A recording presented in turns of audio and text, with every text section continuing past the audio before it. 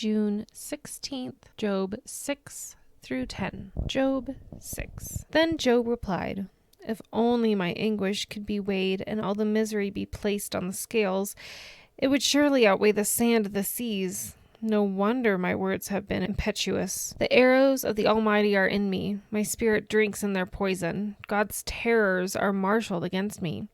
Does a wild donkey bray when it has grass, or an ox bellow when it has fodder? Is tasteless food eaten without salt, or is there flavor in the sap of the mallow? I refuse to touch it. Such food makes me ill. Oh, that I might have my request, that God would grant what I hope for, that God would be willing to crush me, to let loose his hand and cut off my life.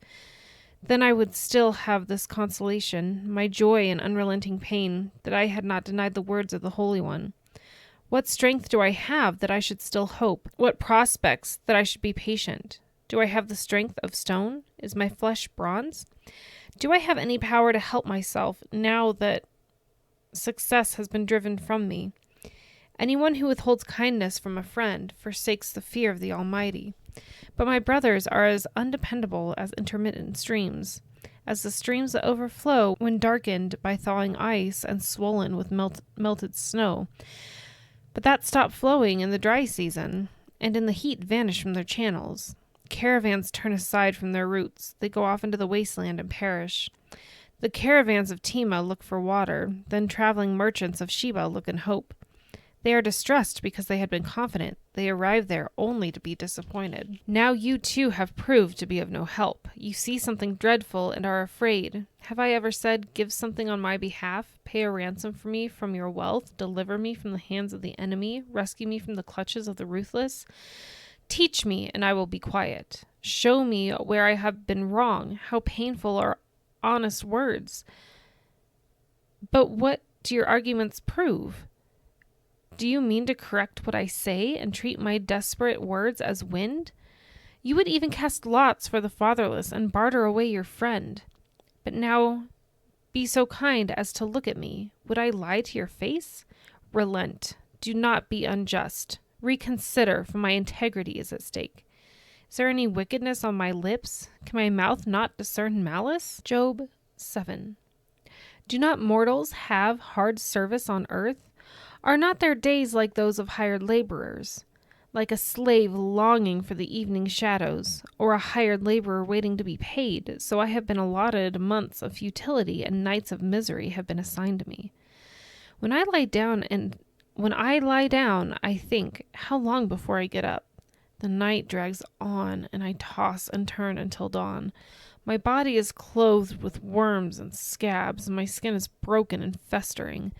My days are swifter than a weaver's shuttle, and they come to an end without hope. Remember, O God, that my life is but a breath. My eyes will never see happiness again. The eye that now sees me will see me no longer.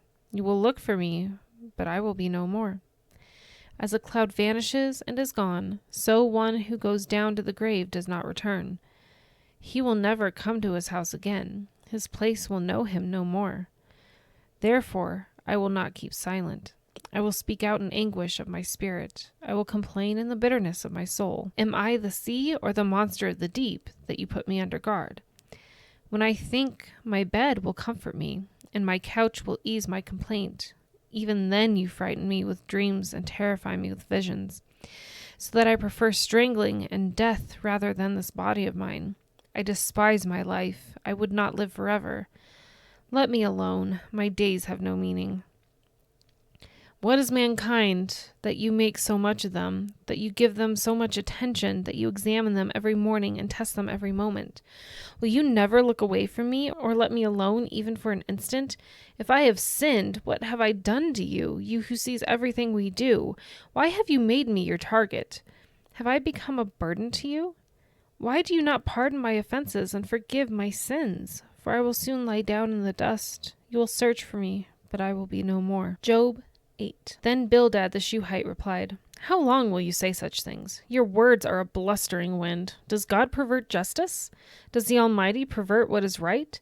When your children sinned against him, he gave them over to the penalty of their sin. But if you will seek God earnestly and plead with the Almighty, If you are pure and upright, even now he will rouse himself on your behalf and restore you to your prosperous state.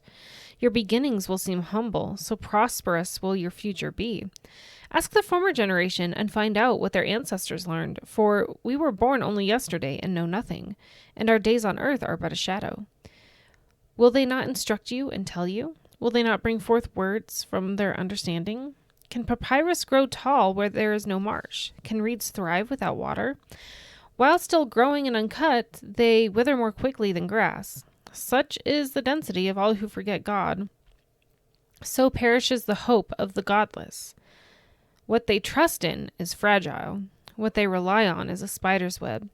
They lean on the web, but it gives way. They cling to it, but it does not hold. They are like a well-watered plant in the sunshine, spreading its roots over the garden. It entwines its roots around a pile of rocks and looks for a place among the stones. But when it is torn from its spot, that place disowns it and says, I never saw you. Surely its life withers away, and from the soil other plants grow. Surely God does not reject one who is blameless, or strengthen the hands of evildoers. He will yet fill your mouth with laughter and your lips with shouts of joy. Your enemies will be clothed in shame, and the tents of the wicked will be no more. Job 9. Indeed, I know that this is true. But how can mere mortals prove their innocence before God? Though they wished to dispute with him, they could not answer him 1 time out of 1,000. His wisdom is profound, his power is vast. Who has resisted him and come out unscathed? He moves mountains without their knowing it, and overturns them in his anger. He shakes the earth from its place and makes its pillars tremble. He speaks to the sun, and it does not shine. He seals off the light of the stars. He alone stretches out the heavens and treads on the waves of the sea. He is the maker of the Bear and Orion, the Pleiades and the constellations of the south. He performs wonders that cannot be fathomed, miracles that cannot be counted. When he passes me, I cannot see him. When he goes by, I cannot perceive him. If he snatches away, who can stop him? Who can say to him, what are you doing? God does not restrain his anger. Even the cohorts of Rahab cowered at his feet. How then can I dispute with him? How can I find words to argue with him? Though I were innocent, I could not answer him. I could only plead with my judge for mercy. Even if I summoned him and he responded, I do not believe he would give me a hearing. He would crush me with a storm and multiply my wounds for no reason. He would not let me catch my breath, but would overwhelm me with misery. If it is a matter of strength, he is mighty. And if it is a matter of justice, who can challenge him? Even if I were innocent, my mouth would condemn me. If I were blameless, I would pronounce me guilty. Although I am blameless, I have no concern for myself. I despise my own life. It is all the same. That is why I say he destroys both the blameless and the wicked. When a scourge brings sudden death, he mocks the despair of the innocent. When a land falls into the hands of the wicked, he blindfolds its judges. If it is not he, then who is it? My days are swifter than a runner. They fly away without a glimpse of joy. They skim past like boats of papyrus, like eagles swooping down on their prey. If I say, I will forget my complaint, I will change my expression and smile, I still dread all my sufferings, for I know you will not hold me innocent. Since I am already found guilty, why should I struggle in vain? Even if I washed myself with soap and my hands with cleansing powder, you would plunge me into a slime pit so that even my clothes would detest me. He is not a mere mortal like me, that I might answer him,